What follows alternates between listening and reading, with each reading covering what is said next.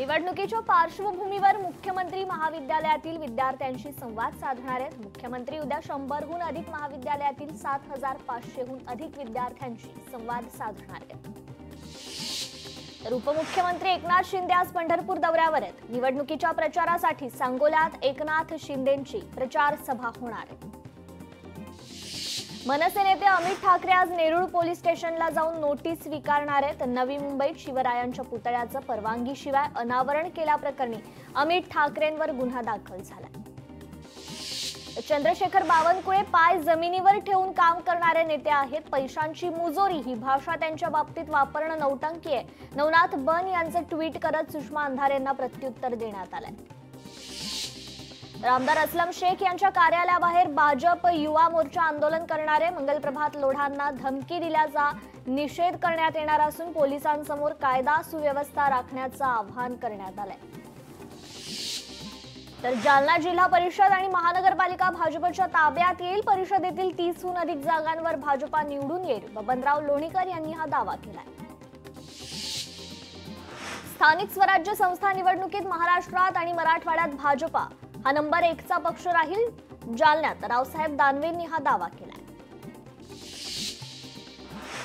तर साताऱ्यातील कराड नगर परिषदेच्या 31 नगरसेवक पदांसाठी 109 उमेदवार निवडणुकीच्या रिंगणात आहेत। तर नगराध्यक्ष पदासाठी 9 उमेदवार निवडणूक लढवतील।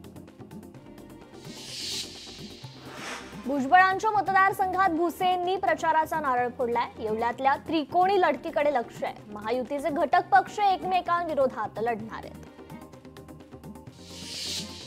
सगळ्यांना कायदा सारखाच आहे। कुणीही कितीही मोठ्या बापाचा असो, सर्वांना कायदा समानच। उपमुख्यमंत्री अजित पवारांनी हे वक्तव्य केलंय। दैव बलवत्तर म्हणून मॅनहोल मध्ये पडूनही 2 वर्षांचा चिमुकला बचावलाय। उपमुख्यमंत्री एकनाथ शिंदे यांनी या चिमुकल्याची रुग्णालयात जात भेट घेतली। तर मागचा इतिहास काढून प्रत्येकानं बघावा। सत्तांतर होतात तेव्हा आपल्या नेत्यांचे फोटो लावतात। संदेश पारकर यांनी नारायण राणे यांचा फोटो कचऱ्यात टाकला। समीर नलावडेंच्या आरोपाला राजन तेली यांनी हे जोरदार प्रत्युत्तर दिलंय। अवैध धंद्यांच्या आरोपावरून संतोष बांगरांनी पलटवार केलाय। खासदार नागेश पाटील आष्टीकर लवकरच शिवसेनेत प्रवेश करतील असे संकेत त्यांनी दिले।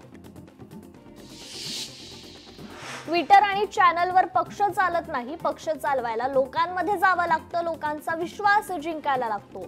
मंत्री जयकुमार गोरे यांनी आमदार रोहित पवारांना हा टोला लगावलाय। तर भाजपने सपकाळांना काळे झेंडे दाखवलेत। फडणवीसांवर केलेल्या टीकेनंतर भाजप आक्रमक झाली। भाजप कार्यकर्त्यांकडून देवेंद्र फडणवीस जिंदाबादच्या घोषणा देण्यात आल्या। घराणेशाहीवरून नवनाथ बन यांनी रोहित पवारांना टोला लगावलाय। विरोधकांनी आत्मपरीक्षण करावं। भाजपचे 95% उमेदवार हे सर्वसामान्य कार्यकर्ते। रोहित पवारांनी भाजपवर घराणेशाहीचा आरोप केला होता। तर सुनील तटकरे यांनी शिवसेनेला धक्का दिलाय। म्हसळा तालुक्यातील शिवसेनेच्या पदाधिकाऱ्यांनी राष्ट्रवादीत प्रवेश केलाय। गद्दारांना आता माफी नाही असा इशारा सुनील तटकरे यांनी दिलाय। मुंबईत काँग्रेसला मनसे नकोशी झालीय। वडेट्टीवारांनी प्रदेश काँग्रेसबद्दल भूमिका मांडली। आमच्या भूमिकेसंदर्भात दिल्लीत बोलणं झालंय। वर्षा गायकवाड यांनी निवडणुकीआडून मनसेवर टीका केली आहे। गडचिरोलीत भाजपने प्रचाराचा शुभारंभ केलाय। महसूल मंत्री चंद्रशेखर बावनकुळे यांच्या हस्ते नगर परिषद निवडणुकीच्या प्रचाराचा हा शुभारंभ करण्यात आला। जिथे आमच्या सोबत कुणी नाही तिथे जनतेशी कमिटमेंट, उदय सामंत यांनी हे स्पष्टीकरण दिलंय। जिथे हेवेदेवे आहेत तिथे राष्ट्रवादी आमच्या सोबत नाही, उदय सामंत यांनी ही कबुली दिली आहे। तर उद्धव ठाकरे काँग्रेसमध्ये जाणार असल्याची माहिती आहे। केंद्रीय मंत्री प्रतापराव जाधव यांनी हे विधान केलंय। मतदार यादी संदर्भातील तक्रारी संबंधित महापालिका आयुक्तांकडे करा। राज्य निवडणूक आयोगाने हे आवाहन केलंय। 27 नोव्हेंबर पर्यंत सूचना आणि हरकती नोंदवण्याचं आवाहन आहे।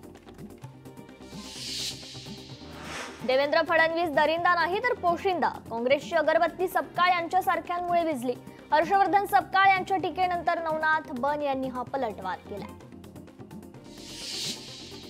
उपमुख्यमंत्री अजित पवार यांनी धारूर शहराला अचानक भेट दिली। आमदार प्रकाश सोळंकेंशी नगर परिषद निवडणुकीच्या पार्श्वभूमीवर संवाद देखील साधलाय।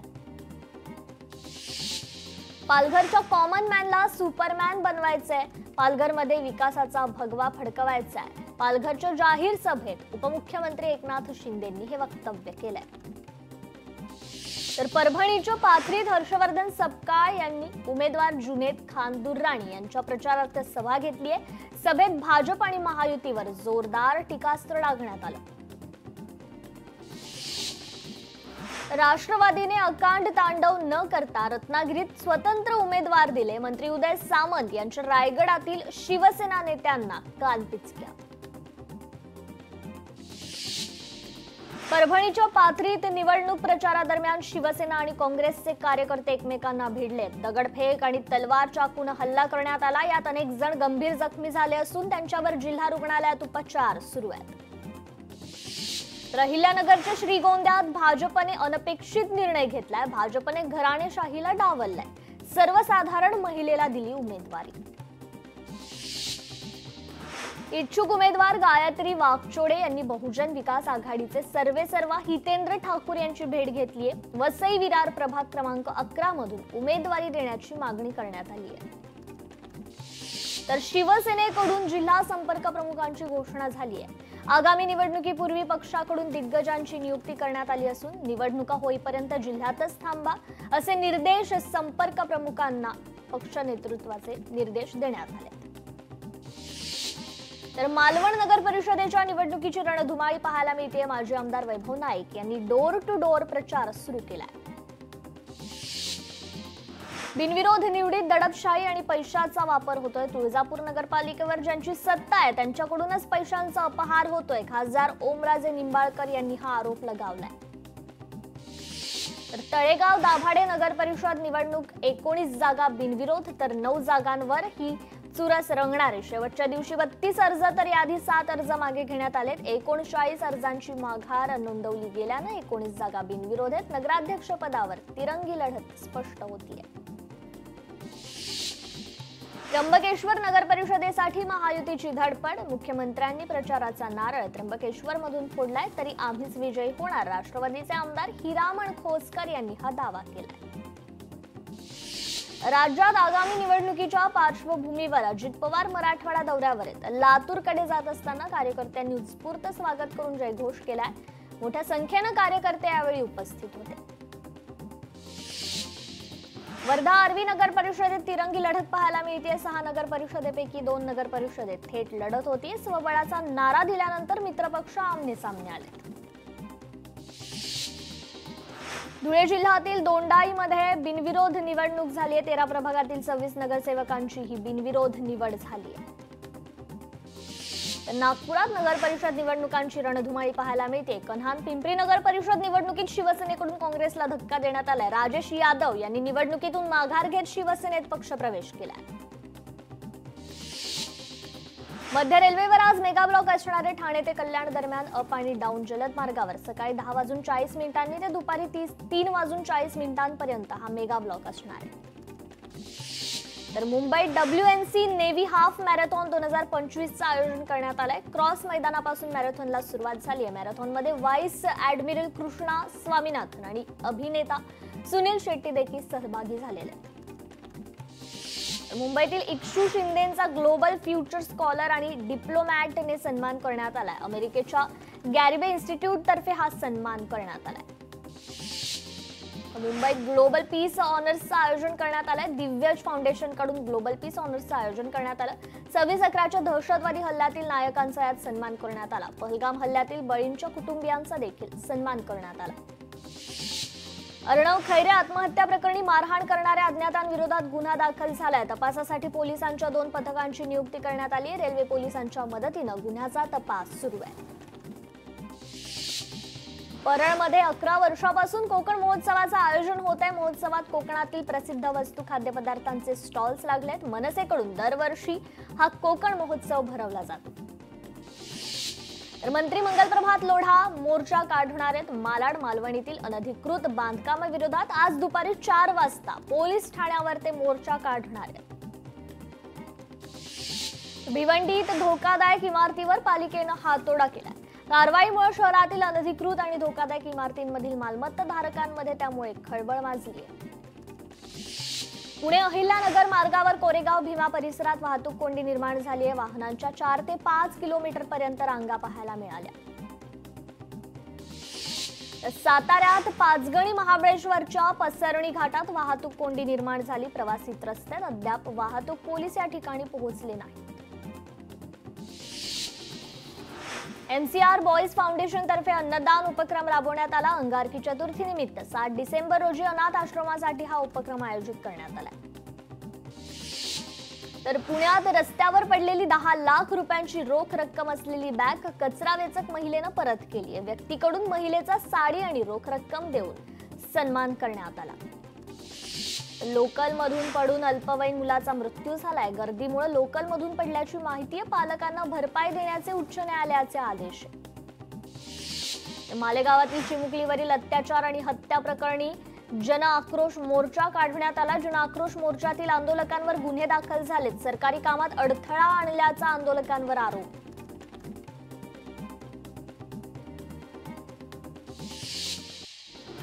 वर्ध्यात नांदोरा डफरे गावात शेतकऱ्यांना सघन कपाशी लागवड विषयी मार्गदर्शन करण्यात आले। सेलुसुराच्या कृषी विज्ञान केंद्र इथे सेलुसुराच्या वतीनं हा उपक्रम राबवण्यात येतो।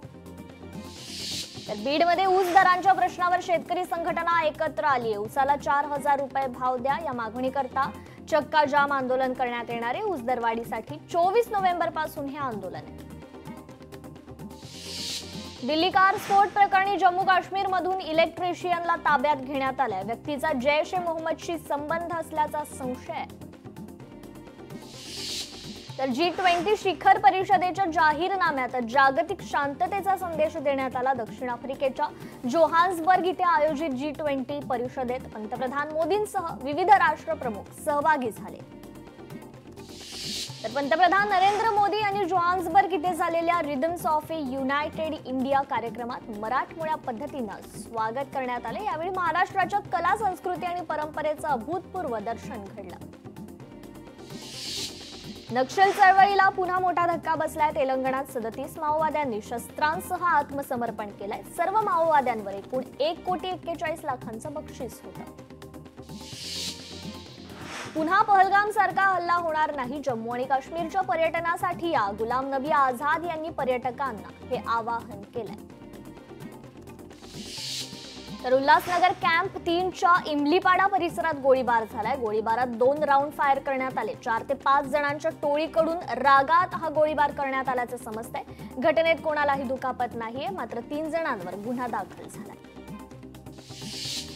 तर वर्ध्यात अवैधरित्या गावठी दारूची वाहतूक करणाऱ्याला अटक करण्यात आली आहे। आरोपीला ताब्यात घेत 91,000चा मुद्देमाल जप्त करण्यात आला असून सावंगी पोलिसांनी ही कारवाई केली आहे।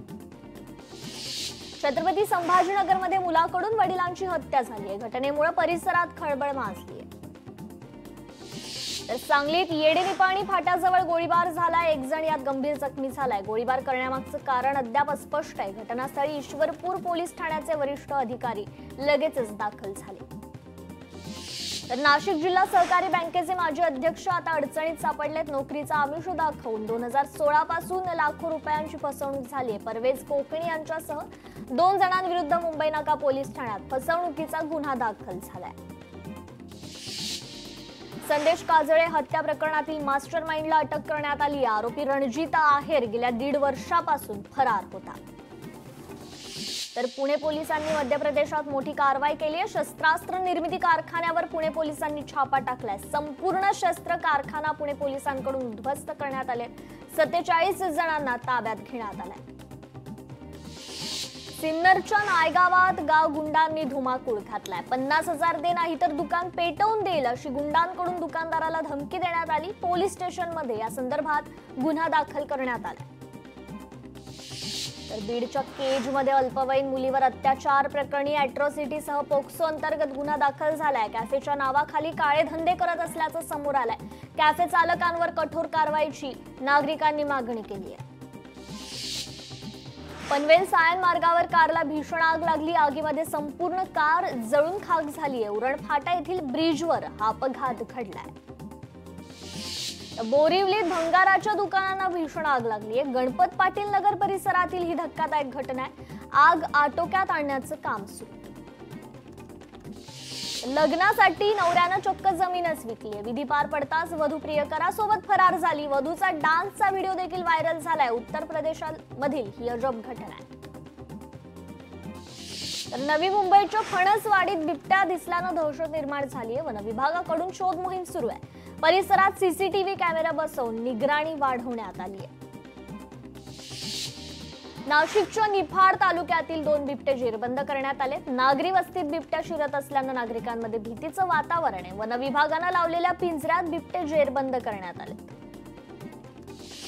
मेकअपला जाताना वधूचा भीषण अपघात झाला। नवरदेवानं रुग्णालयातच लग्न केलंय। अपघातात नवरी जखमी झाल्यानंतर आपत्कालीन विभागात लग्नगाठ बांधण्यात आली। कोचीतील VPS लेकशोर हॉस्पिटल मधील हा संपूर्ण प्रकार आहे।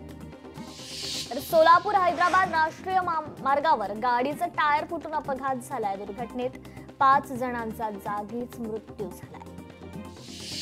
माहीमच्या नवरंग कंपाऊंड मध्ये आग लागली आहे। आगीत कोणतीही जीवितहानी नाही। अंबरनाथमध्ये ट्रक आणि दुचाकीचा भीषण अपघात झालाय। दुर्घटनेत 2 जण गंभीर जखमी झाले। तर पालघरमध्ये 11 वर्षीय विद्यार्थ्यावर बिबट्यानं हल्ला केलाय। शाळकरी मुलांनी दगडफेक करत स्वतःचा बचाव केला। अकोला नांदेड महामार्गावर 4 चाकी आणि ट्रकचा भीषण अपघात झाला। दुर्घटनेत 12 प्रवासी जखमी झाले। पोलीस घटनास्थळी लगेचच दाखल झाले। वर्ध्यात भाजप उमेदवारांसाठी पालकमंत्री पंकज भोयर यांनी पायदळ यात्रा काढली। अनेक प्रभागात पायदळ यात्रा काढून पालकमंत्र्यांनी मतदारांना साथ घालण्याचा प्रयत्न केलाय।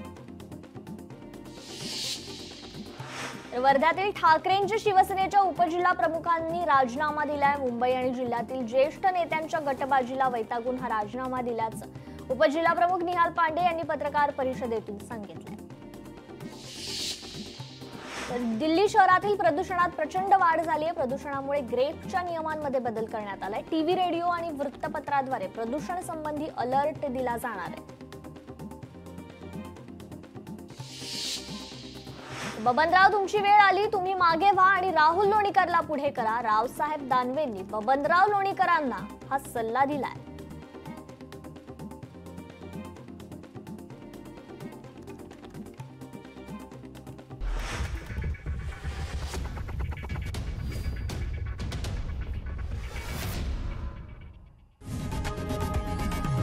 लोकशाही मराठी ऐका, पहा, जागरूक रहा।